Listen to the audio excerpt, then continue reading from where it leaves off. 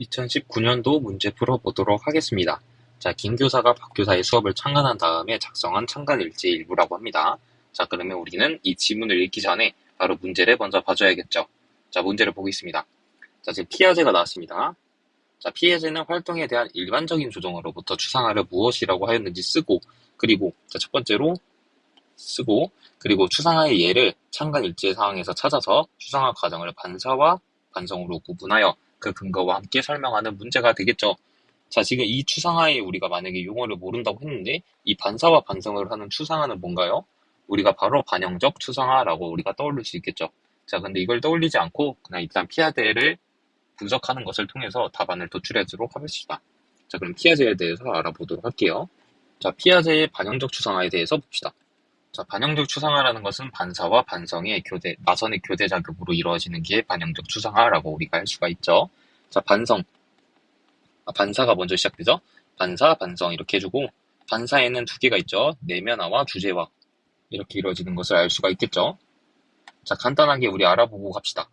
자, 반사라는 것은 뭔가요? 자, 어떤 지식이 자신의 뇌로 들어왔어요. 이것을 한 차원 더 높은 지식으로 생각을 하는 게 반사예요, 반사. 그러면 이 한 차원 더 높게 생각한 지식을 일단 받아들였는데 자기만의 재구조화를 못했잖아요. 그걸 이제 반성해서 하는 겁니다. 자, 이렇게 높게 들어온 이 상위 지식을 자신만의 재구성하면서, 재조직하면서 이제 내면화시키고 셈을 조절하는 게 바로 반성이 되겠습니다.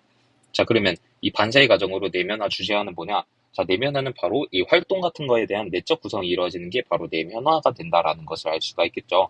자, 그리고 주제화라는 건 뭔가요? 자, 인식하는 것을 내면화를 한 다음에 사고의 대상으로 변화시키는 게 바로 주제화가 된다라는 것을 알 수가 있겠습니다. 자, 이렇게 해서 반성으로 가게 되겠죠. 자, 일단 반영적 추상화.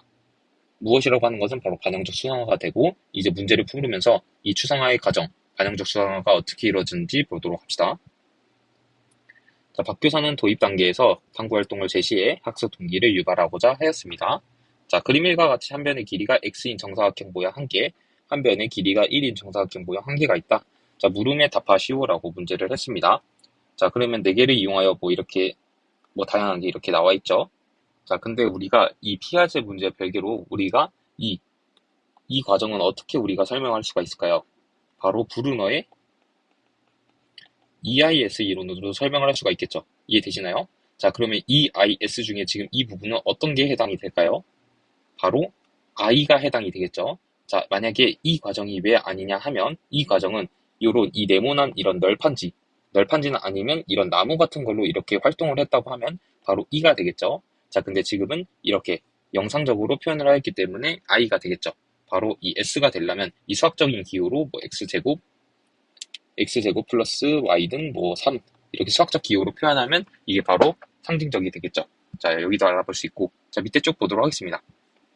자, 학생은 탐구 활동을 통해서 자, x제곱 플러스 2x 플러스 1이 바로 x 플러스 1의 제곱이 성립함을 인식하였다. 자, 지금 인식하였다라는 게 지금 키워드로 나왔죠.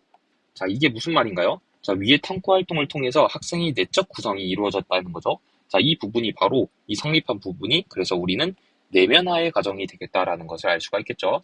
반사의 과정 중 내면화가 되겠다. 자, 그리고 읽어보겠습니다. 자, 이 구한식을 이용하여 구한 요식을 이용하여 인수분해 뜻을 알려주고 자, 이 식을 이용했으니까 이게 바로 이제 사고의 대상이 되어서 이 부분이 바로 주제화가 되겠다라는 것을 알 수가 있겠죠. 이해되셨나요?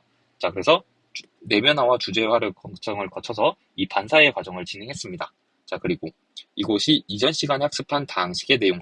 자, 이전 시간에 학습한 내용은 뭔가요? 바로 학생이 기존에 가지고 있던 지식을 말하는 거니까 우리가 동화라고 말할 수가 있겠죠. 이 부분은 동화죠. 자, 동화라는 것은 기존의 인지 구조로 어떤 지식을 해석하는 거고, 조절이라는 것은 어떤 지식을 해석하기 위해서 자신의 셈을 조절하는 게 이제 조절이라고 생각하시면 됩니다. 자, 다항식의 곱셈 공식과 어떤 관계가 있는지 찾아보도록 하였다라고 합니다. 자, 그래서 이게 바로 어떤 거다? 이 동화와 조절 사이의 균형화를 통해 반성의 과정을 진행한 게 이 부분이 되겠다라는 것을 알 수가 있겠죠. 그래서 이 부분이 반성이 되겠고, 이 부분, 이 반사가 되겠죠. 이해되시나요? 자, 그래서 우리는 다음과 같은 인수분해 공식 두 가지를 이렇게 이끌어냈다고 했죠. 자, 이게 바로 이 두 가지 공식을 이끌어낸 것이 반영적 추상화의 과정이 해당되겠다라고 우리가 파악을 해줄 수 있겠습니다.